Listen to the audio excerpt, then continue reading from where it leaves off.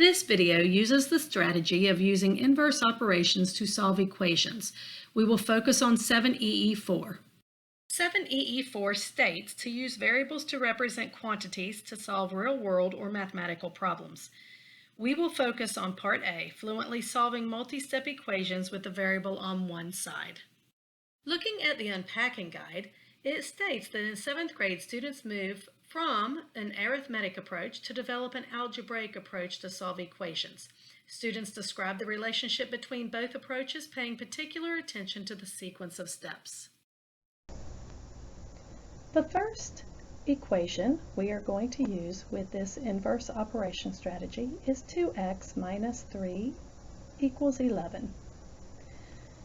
To use the inverse operation strategy, I will have students write down the original operations in order of happening, and then to solve, we will work in reverse order using the inverse operation. So, to begin this problem, we must first identify our unknown or our variable. In this case, it is x. On the left side of the equation, we notice that 2 is being multiplied by x and 3 is being subtracted. To follow our order of operations, we know that multiplication happens before subtraction. So our first operation that is happening is to multiply by 2. Our second operation is to subtract 3. We put them on the left side of the chart in the order that they happen in the problem.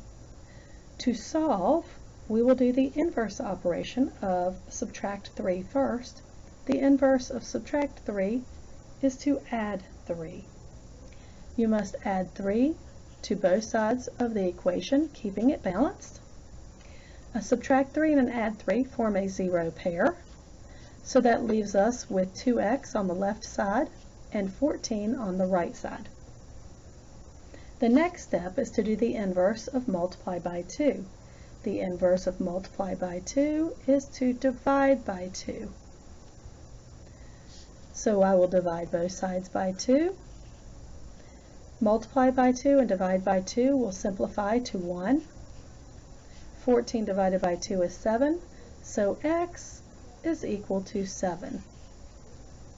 Students should also be aware exactly how to substitute their answer back into the original equation to verify that their solution is correct. We will take our original equation of 2x minus 3 equals 11. We will substitute our solution, 7, in for x. A variable and a number side by side means to multiply. So in this case, we have 2 times 7 is 14. Then we will subtract 3, again following our order of operations. 14 minus 3 is 11. Students will recognize that this is a true statement as long as they get a true statement at the end of their check. Their solution is correct. Our second example is another two-step equation, but written quite differently. Students might see this problem as two different ways.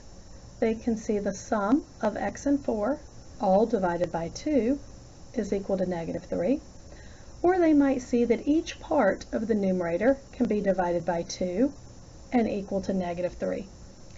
In this case, we're going to use the sum of x and 4 divided by 2. To show you this, I'm going to write this problem out horizontally.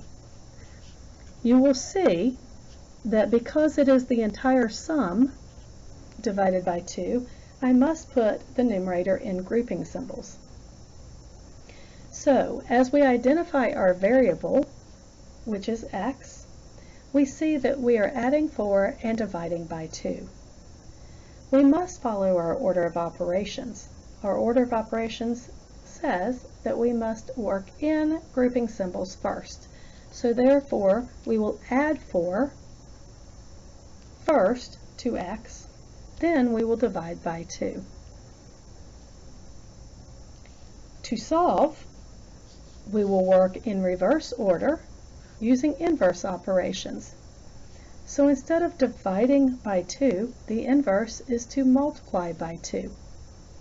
We will multiply both sides by 2. Multiply by 2 and divide by 2 will reduce or simplify to 1. Negative 3 times 2 is negative 6. Students should recognize that 1 times any number is itself. Then the inverse of add 4 is to subtract 4. So we will subtract 4 from both sides, keeping our balance. Add 4 and subtract 4 are a zero pair. Negative 6 minus 4 is negative 10. So x is equal to negative 10. Again, students should be able to substitute their answer in to the original equation to verify their solution. In this case, negative 10 plus 4 is negative 6, and negative 6 divided by 2 is negative 3. So we see again we have a valid statement showing us that our solution, x equals negative 10, is correct. Our third example is a multi-step equation. So we will check out our unknown or variable, which is again x.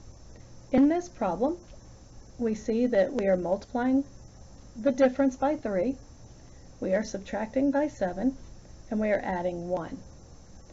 Following our order of operations, you must work inside grouping first, so the first statement or original operation should be to subtract 7.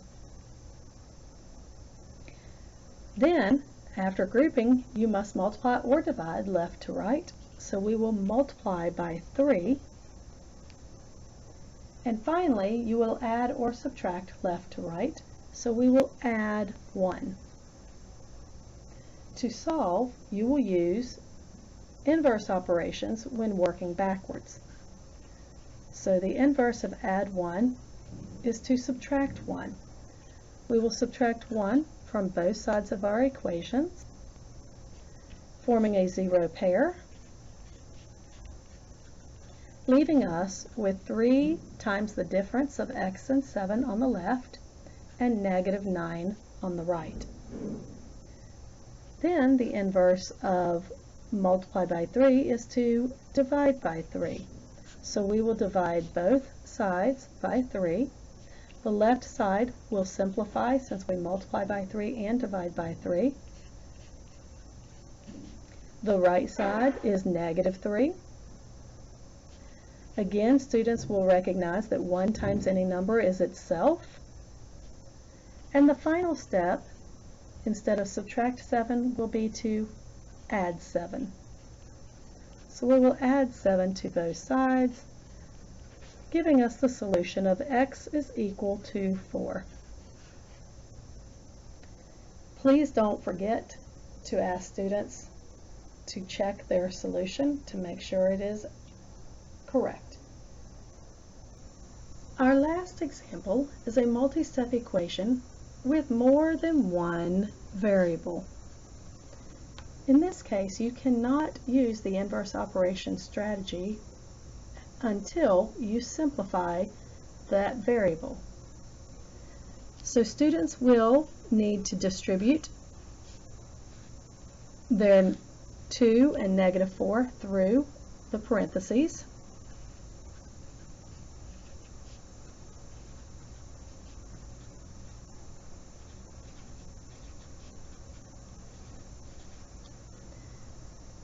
And they will also have to combine their variables. The inverse operation strategy model only works if you have one term that includes a variable in the problem.